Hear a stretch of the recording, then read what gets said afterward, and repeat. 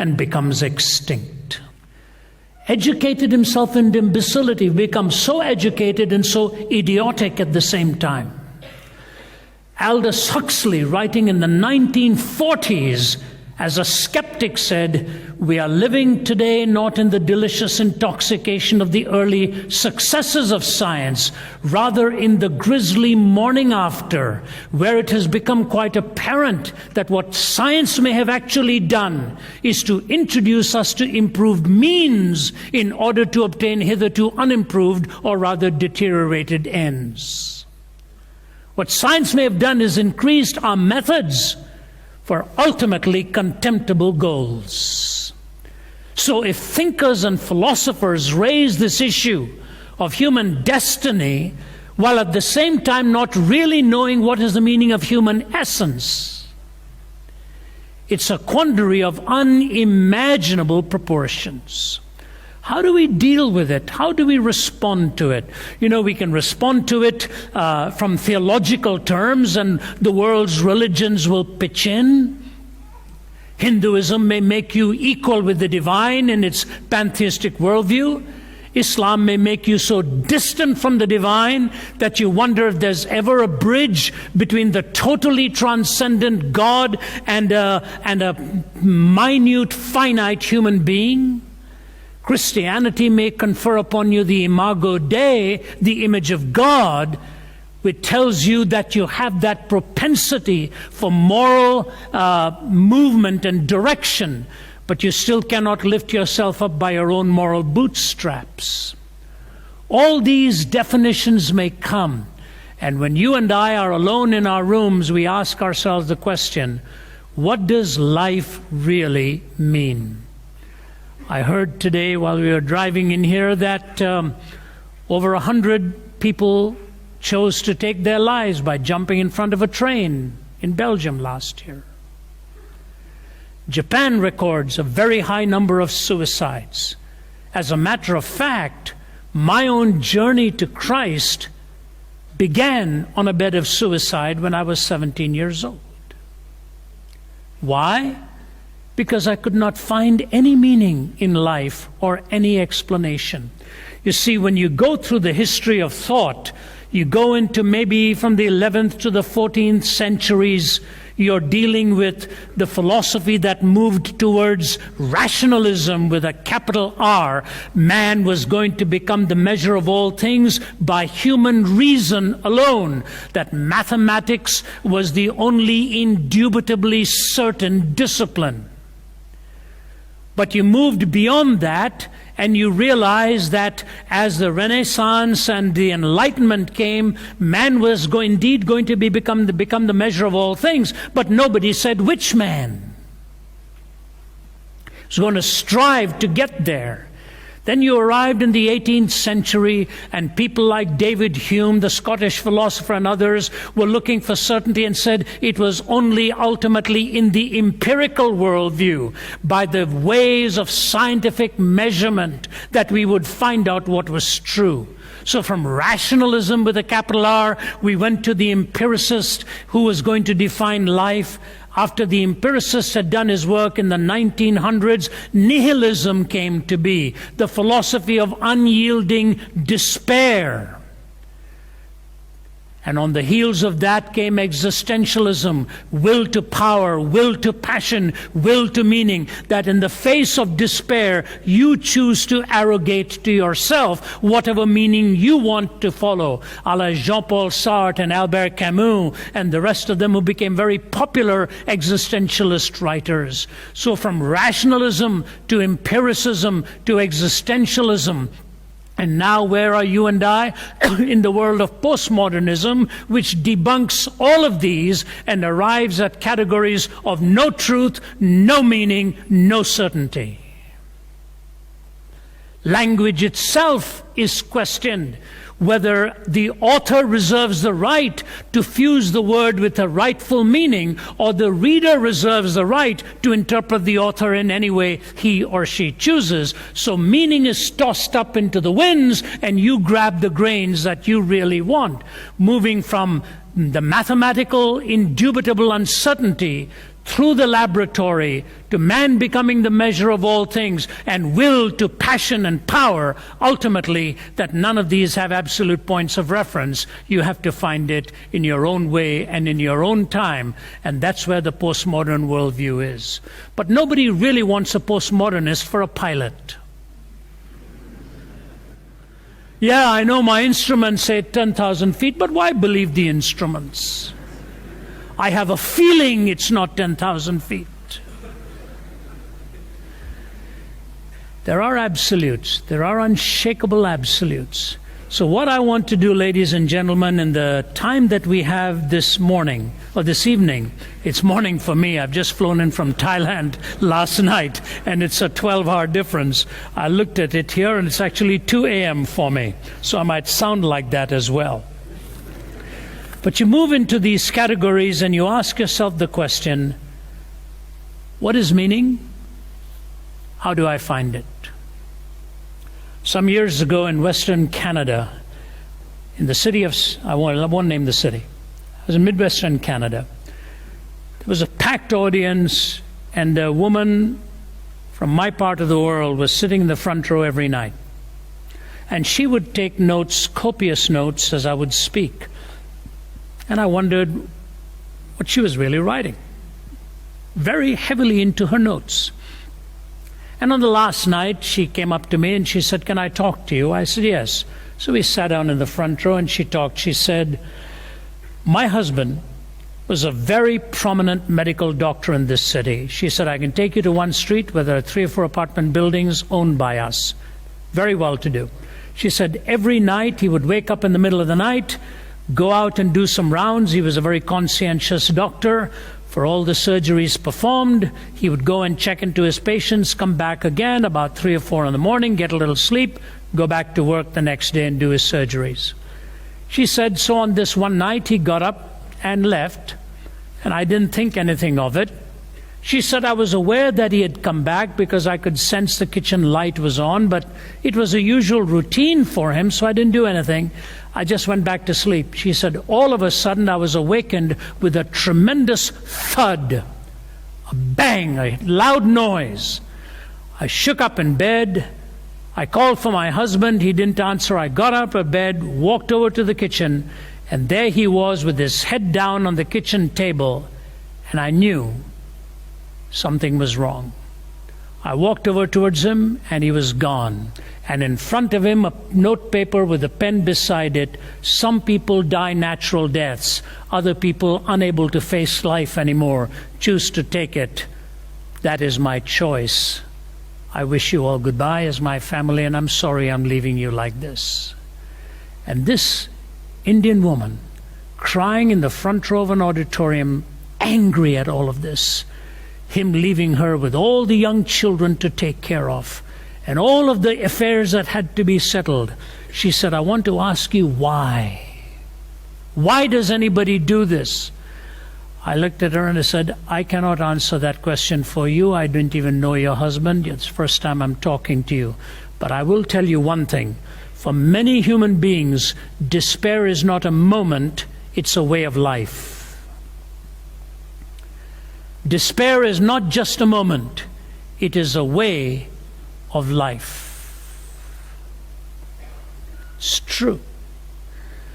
And it's not true necessarily of the world of poverty. It is often more true of the world of wealth. When you have got everything you ever dreamed about.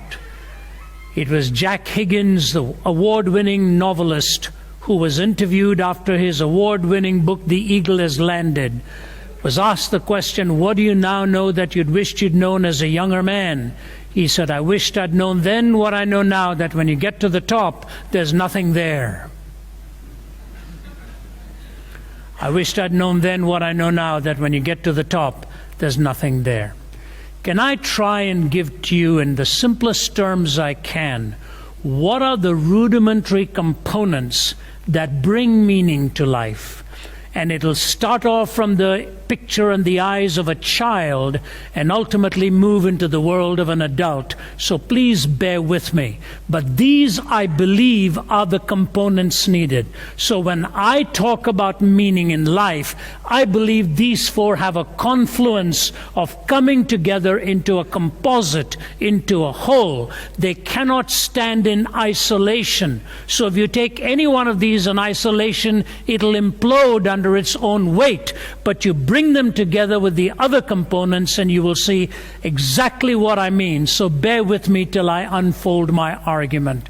I wrote a book called Recapture the Wonder. And that is really the outline of what I want to bring to you. How does one find meaning in life? What are the hints we find at the stages of life, if you will, in which these components ultimately must come together? The first is the component of what I call the sense of wonder or enchantment. The sense of wonder or enchantment. We all know that in the eyes of a baby. We all see that in the eyes of an infant. Whether it's a Christmas tree that the eyes get wide at, or whether it's hearing some sound that is enchanting for the first time. G.K. Chesterton, the moralist philosopher, said, "I learned more from observing a nursery than I ever did in my lectures in philosophy." I have only in the last 7 months become a grandfather. I know I don't look like it, but it is quite a daunting thought to suddenly realize you are married to a grandmother. That's the way life is. And she would have her own say on that, I have no doubt. But you know, when you're young and you have your kids the first time around, life is hectic, you're earning a living, you're doing all of this, and you don't really take time to watch all the thrills as much as you need to. Now at this stage in life, when you hold a tiny little one, that's your grandchild, in your arms, and you begin to see the thrill of a little one with each new experience, you realize how marvelous and how beautiful life is all about, really. I'd been traveling for 7 weeks with my traveling associate, Kryn, and we'd been gone to many countries, and I'd been praying each day that whenever this little grandchild was born, that I would be there. And I was on pins and needles for those 7 weeks that he would come a little too early and I'd be miles away and my daughter would never forgive me. We arrived on a certain day at 3 p.m. and I was in the train in the Atlanta airport going to the baggage claim, and I turned to Kryn and I said, I wonder if it'll happen today now that I'm home. We got home at 5:15 p.m. At 6:15 our phone rang, my son-in-law saying we're on our way to the hospital, the baby's coming any minute. And within an hour we were there, and I held my little grandson in my arms. I have been known to induce labor in a lot of people, but it was nice to have done that in my own daughter's case. I held that little one in my arms, all of 5 pounds and 10 ounces. It's a magnificent sense to hold that child. 2 days later, I was in a bank talking to one of our bank tellers. They asked me, how's Naomi doing? I said, they know my daughter Naomi. I said, the baby's here, newly born baby. And I looked at the teller and I said, you know what? When I look at a baby like that, I say to myself, how does anyone not believe in God? And you know what she said? And how does anyone ever think of hurting a little one like that? The two realities of life immediately converged in discussing a newborn baby, the wonder of life and the hideousness of human depravity. That you can see something so magnificent and yet recognize that there are capacities. In fact, the first thing the nurse said to her when she came into the room, while my wife and I were there, are to give her the security protection for the baby and the wristband, so that if that child were ever taken into an elevator on that floor anywhere, it would trigger an alarm system. And imagine a young mother who's just held her little baby in her arms being told of the possibility of a child being kidnapped. Shocking. Absolutely shocking. Now you watch that little child grow and the enchantment and wonder. And then you find out how marvelous the fairy tales really are. And you start reading the fairy tales as they get older. And you noticed two things about every fairy tales. There is the extraordinary thing that you notice, the world of enchantment. But then two things come into that fairy tale very quickly. If you don't come back by such and such, you will become a such and such. It's always a condition. If you don't come back by 12 o'clock, you'll become a pumpkin. That sort of stuff. And no one ever says to the fairy godmother, how come? G.K. Chesterton says, because if you say to the fairy godmother, how come, you may as well be prepared for the fairy godmother to say to you, how come there is even a fairyland? There's always a condition, and there's always the recognition of the mystery that you don't always question every condition. The conditions are there for life. Now, what I want to say to you is this. If you take wonder away, and you take enchantment away, you take the mystique and the mystery away of a little life, and as life goes on, two things will happen. You know, what the first thing will happen? The first thing that will happen is you will lose a sense of gratitude and think you owe nothing to anybody. You are really the provider of all of your needs. The loss of gratitude always follows the loss of a sense of wonder. I lived and grew up in Delhi. I never earned a penny in my pocket until I left India at 20 years old. I never even received any pocket money. I just knew how to make friends with kids who got pocket money. And I knew how to enjoy all those things with people who had it. I never had it. And I always dreamed of the great day that you could go somewhere to the West and start earning money and making it big time. And in a strange way, that dream came. I went when I was 20 and moved to Toronto, Canada, and lived in Toronto, studied there, went into business and was preparing all of that. And I noticed some of the loneliest people in the world. I was in the hotel business. Some of the loneliest people in the world would be sitting there at night with something in their hand to drown their sorrows and drown their monotony and drown their boredom. And I found myself trying to answer questions of people who had 10 times more than I did. Now in America, we're in a quandary financially. We borrowed and borrowed and borrowed against that which we could not repay. In English, you have a saying of certainty. You can take that to the bank, but you better not say that now. Have you insured that? You're not sure about the insurance companies now. You're not sure about the banks now. And for the first time in about 40 years of living in the West, I drive past shopping centers and malls where you see tiny businesses shut down. And it has all come on the heels of the last 20 or 25 years of irresponsible living that has come hand in hand with the rejection of the place of God in human destiny. We don't want to... you can go to the Forbidden City in Beijing today on a given day in December and see Merry Christmas, and yet in the United States you take your life in your hands in a public institution if you put up a sign called Merry Christmas. Somebody from the American Civil Liberties Union will want to sue you for that. They want to ban prayer in schools. I saw a bumper sticker that said, as long as there are mathematics examinations, there will always be prayer in schools.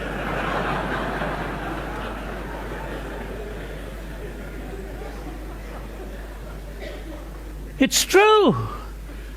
Because you may know that 2 plus 2 is 4, but the next question is going to stump you. God, please help me. But that's what's happened to us in the West. We've lost our belief in the transcendent power because we've lost our sense of gratitude. They don't want to call it Christmas anymore or Thanksgiving anymore. They call it Turkey Day. which may say more about the people than it does about the turkey. Amazing. Amazing. You know what? When you don't pause long enough to thank God even for your health and your strength, you are actually saying you are totally self-contained in all that you need. A man looked at Winston Churchill one day and said, "I'm a self-made man." Churchill looked at him and said, "You have just relieved God of a very solemn responsibility." You lose your sense of wonder. You lose your sense of gratitude. You know, some years ago, there was an Air Canada flight coming in from somewhere, I think in Connecticut to Cincinnati or something like that. It was flying into Toronto. And there was a fire that started in the washroom of the plane, and the fire started to spread. I remember being there at that time and reading about it, and this plane literally had to plummet in height, and it landed in Toronto and hit the ground so hard in the runway, the wheels broke on landing, and when the doors opened, it was turned into an inferno. And what happened was the fire engines and all ready. People were rescued. The last man to leave the cabin was the pilot himself, while his uniform had begun to catch fire and the flames were doused. He refused to give any interviews on it because it was such a sobering, scary moment. But he rescued with his staff all of the passengers on board. What happened the next day was one passenger after another saying, "We thank that pilot for his skill and his courage. He brought us down safely, and he was the last man to leave after every passenger had disembarked and been rescued." If you were on that plane, you'd want to thank that captain too. It was just a few days later, an American airliner was coming back from the Bahamas somewhere, and it lost power in one engine, 2, 3, and finally the 4th, and the pilot's voice was heard saying, "Ditching is inevitable." Until all of its own, one engine started, and he limped back to safety. Who do you thank then?